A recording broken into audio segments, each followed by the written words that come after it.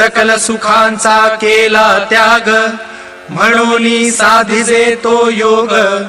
राज्य साधनाची लगबग कैसी केली, याहुनी करावे विशेष. तरीच म्हणवावे पुरुष, या उपरी आता विशेष काय लिहावे. शिवरायासी आठवावे, जीवित तृणवत मानावे. इहलोकी परलोकी उरावे कीर्ती रूपे. एसटी डेपो अकोटचा. आता आपण निघालो साधारण 10 वाजले. मेडिसिन पण घेतलं कारण कफ जास्त आलं. रात्री झोपता नाही, एकदम प्रमाणाच्या बाहेर होतो. चला तर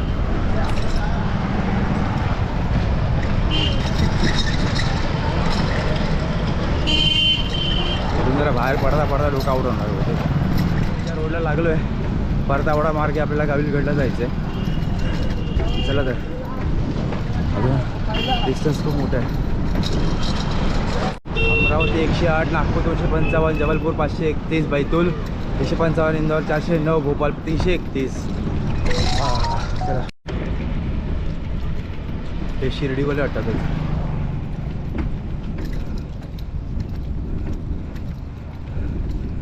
घेऊन झालेत. आता परतावडा साधारणतः 16-17 किलोमीटर आहे.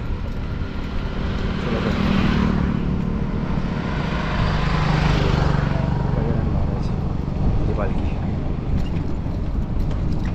हा तो टर्निंग पॉईंट आहे. तिथून अमरावती 59 किलोमीटर आहे उजवीकडे.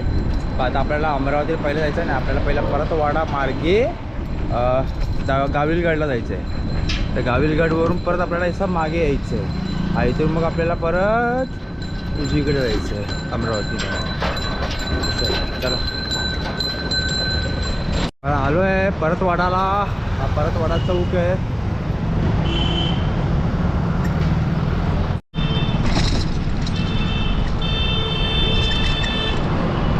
काही शिवभक्त भेटले समोर यातले. जरा काय न्यूज घ्यायची बघ घेतो तर घ्या. तेच घेऊन चालले आहेत. काल आपल्याला इथं भेटलं अकोटला.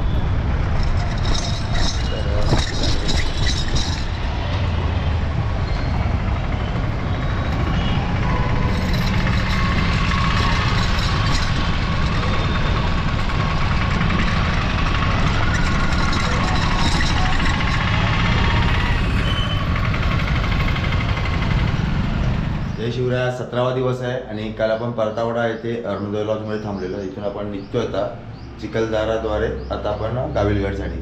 तर तयारी झाली आहे.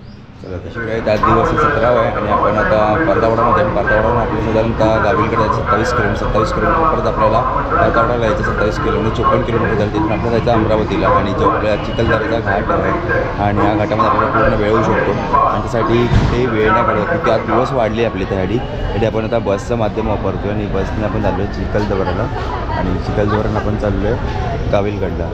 तर ऑप्शन नाही आणि आपण चेतनच्या घरी आपण सायकल ठेवली आहे. तर आपण ज्यावेळी परतावडाला येऊ चिखलदरा करून म्हणजे आपला गाविलगड करून, त्यावेळी आपण परतावडापासून ते अमरावती आपला सायकल प्रोसेस आहे. तर फर्स्ट टाईम असं होतं आहे पण का ऑप्शन नाही, उशीर होतो आहे आणि बरेच दिवस झाले त्याच्यामुळे.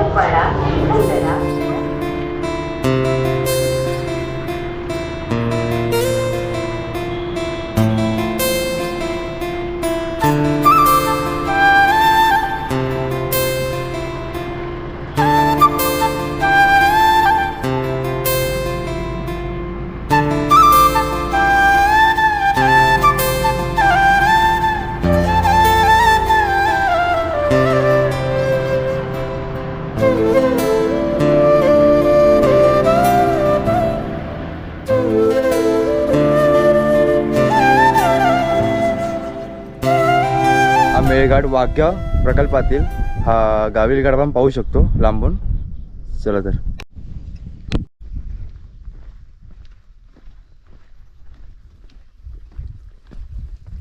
अरुण नंदेकर आपल्याला इथे भेटलेले आहेत गोविलगडच्या इकडे. त्यांनी जे सहकार्य केलं त्यासाठी खरंच मनपूर्वक धन्यवाद. जय शिवराय. जय शिवराय. किल्ला बऱ्यापैकी आहे, साठवला. हां पण याची दुरावस्था खूप झाली आहे. हे प्रत्येक गडकिल्ल्यांची अशी अवस्था झालेली आहे. आपण पुरातन विभाग झोपला आहे. नाही आता आहे ना खाली मला भेटा फुटले आपण बोलून सांगितलं पण आपले गडकिल्ले पूर्ण होतील ना. गाविलगडचा पण संबंध पाहिलास तर त्याचा संबंध महाभारत काळामध्ये येतोय आणि महाभारतामध्ये भीमाने किचकाशी युद्ध करून त्याचा वध इथेच केलेला आणि त्याच्या बाजूच्या दरीमध्ये त्याला फेकून दिलं असं म्हटलं जातंय. तर किचकाची दरी म्हणजे किचकदरा आणि किचकदरावरून चिखलदरा हे असे नाव मराठी शब्दांतर झालेले आहे. तर इसवी सन 1803 मध्ये दुसरे मराठी हे आणि इंग्रज युद्धामध्ये ह्यामध्ये महत्वाची लढाई झाली आणि ऑर्थर वेस्लीच्या इंग्रजी सैन्याने येथे मराठ्यांचा निर्णायक पराभव केला. त्यानंतर येथील काही राण्यांनी जोवर करून स्वतःला अग्नीच्या स्वाधीन केलं होतं. तर हा जो भूभाग आहे साधारण बहमनी सुलतानाच्या ताब्यात होता. तत्पूर्वी या डोंगरावरती गवळी लोकांनी मातीचा कोट असा उभारला होता अशी वदंत आहे. आणि बहमनी सुलतानाच्या काळात सातपुड्याच्या संरक्षणासाठी शहाबुद्दीन अहमद शहाने याला बलवंतगड असे नाव घोषित केलेलं आणि उत्तरेकडून होणाऱ्या आक्रमणाला पायबंद घालण्याचा प्रयत्न याच किल्ल्यावरती झालेला. भेटली तर त्यांनी सांगितले की 10 तोफा आहेत पण त्यातील फक्त काही 3-4 तोफा मोजके आपल्याला पाण्यास येऊ शकतात तेव्हा ना.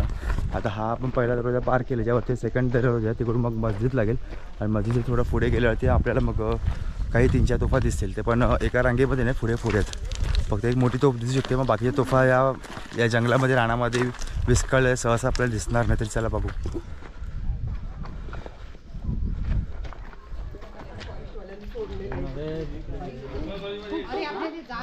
दुसरं प्रवेशद्वार आपण पाहू शकतो. हा याचा घुमट आहे.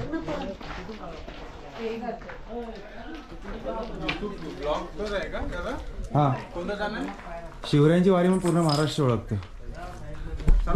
ऐकले छत्रपती शिवाजी महाराज की जय हो. जय. गाविलगड हा किल्ल्यानंतर औरंगजेबाकडे गेला आणि त्यानंतरच्या काळामध्ये हा भोसल्यांच्या ताब्यात होता आणि त्यामध्ये बेनिसिंग नावाचा किल्लेदार होता. आणि यावेळेला इंग्रजांसोबत जे युद्ध झालेलं त्यामध्ये बेनिसिंगाने अतिशय अतुलनीय काम केलेलं आणि त्याचे पराक्रम पाहून त्या पराक्रमाची प्रशंसा जनरल सर जसलर निकोल्स यांनी आपल्या नोंदवहीमध्ये करून ठेवलेली आहे. गडावरती पाहण्यासाठी आपल्याला साधारणतः 2 ते 3 लहान मोठे तलाव आहेत. त्याचबरोबर 6 ते 7 तोफा आपल्याला आहेत आणि त्यातील काही 3 मोठ्या तोफा ज्या अजून चांगल्या सुस्थितीमध्ये आहेत. त्यामध्ये बिजली तोफ ही लांबीला कमी तर व्यासाला मोठी आहे. तर काळभैरव तोफ साधारणतः 20 फूट लांब तर व्यासाला कमी आहे. घोडे हत्ती इत्यादींचे कोरीव काम आणि हिंदुस्थानी उर्दू अरबी भाषांमधील मजकूर आपल्याला तोफांमध्ये आढळतो.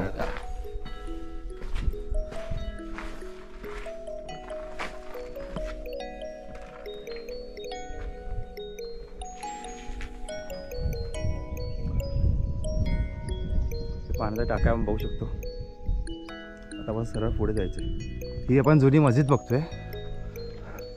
बाजूला दुसरा एक सदर टाईप आहे आपण बघू शकतो.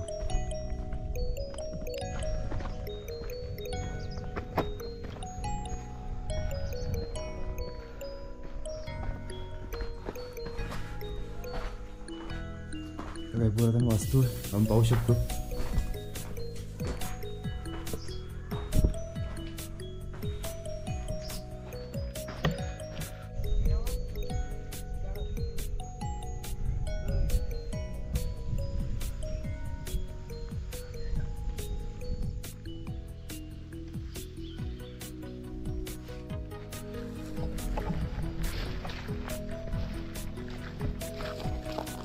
हे त्या काळातील पाण्याचं कारंजा आपण पाहू शकतो.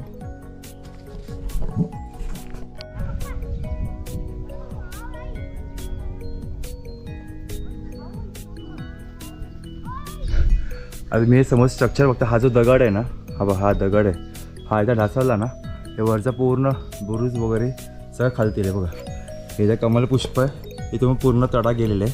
हा पूर्ण भाग खालती येणार आहे. इकडचा जो बुरुज आहे अर्धा ढासळून गेलेलाच आहे.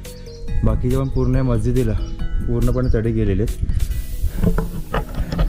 वाईट गोष्ट ही आहे की हे जो पूर्ण किल्ला आहे हा वन विभागाच्या अखत्यारीत आहे. तर ॲक्च्युली हे जर पुरातन विभागाच्या अखत्यारीत असतं तर कदाचित काही करता आलं असतं.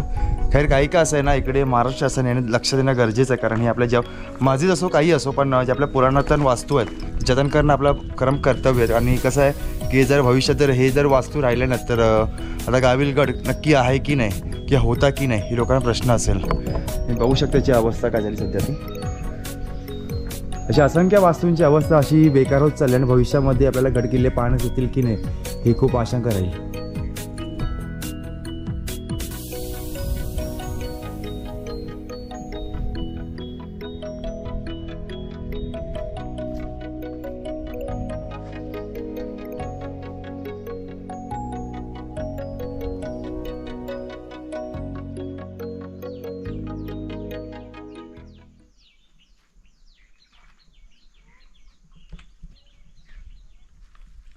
तटबंदी आपण पाहतोय कदाचित 6-7 महिन्यात इकडचा पूर्ण भाग आपल्याला पडलेला दिसेल. पूर्ण क्रॉस झालं. तर लोकांना बोललो या, तर ते दुसऱ्या कामावरती होते. ते काही शिवभक्त भेटले जे अमरावतीचे आहेत.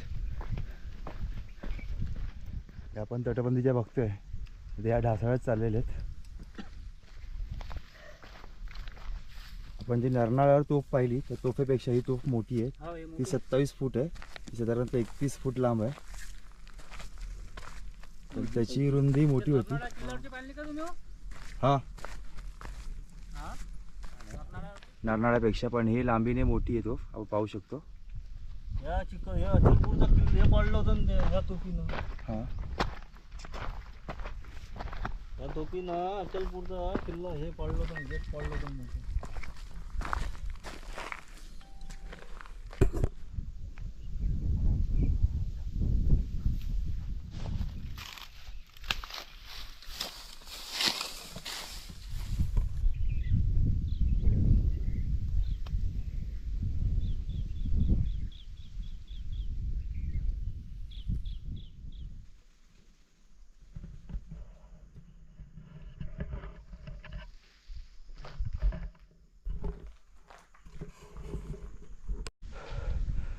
हा भाग इथं आपण बघतोय ना, बहुतेक खाल्लीच पडला असावा.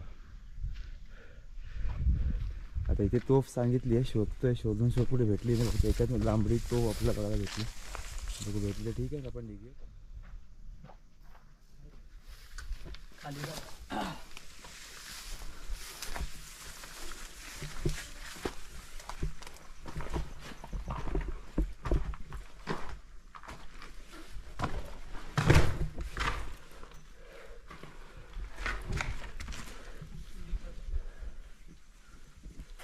आपण हा दरवाजा बघितला ना, बघा ह्याला मग पूर्णपणे चीर गेली आहे. कधी हा भाग पण पूर्णपणे उद्ध्वस्त होऊ शकतो, अशी परिस्थिती आहे या किल्ल्याची. कॅमेरा